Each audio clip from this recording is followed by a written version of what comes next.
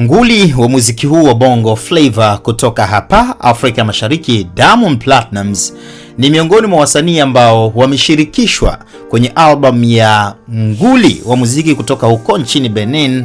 Huyu sasa ni nguli wa muziki barani Afrika kwa sababu ana tuzo 5 za Grammy. Angelique Kidjo, tumpe heshima yake. So amempa heshima hii ya kipekee kabisa Diamond Platnumz kuwa miongoni mwa wasanii ambao watapatikana au wameshirikishwa kwenye albamu yake itwayo Hope inayotarajiwa kutoka tarehe 24 ya mwezi April mwaka huu 2026. Kwa mujibu wa Angelique Kidjo, anadai kwamba hii album imemchukua miaka 5 kuiandaa. Unaweza ukaona heshima gani ambayo amempa pia Diamond Platnumz kutoka hapa East Africa. Imemchukua miaka 5 kuandaa, kwa hiyo ana mategemeo nayo makubwa sana.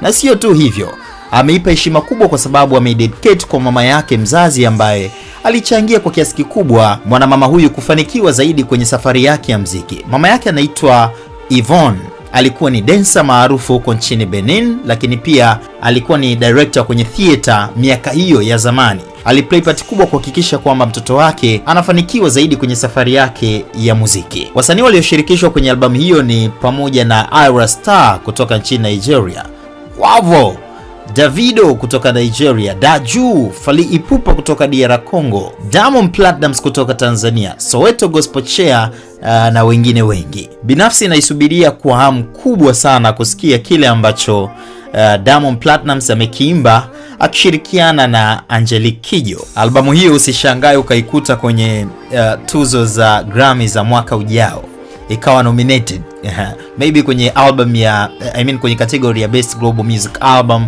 Usije ukashangaa ukaikuta. Mwanamama huyu ana kismati kwelikweli na tuzo hizo za Grammy.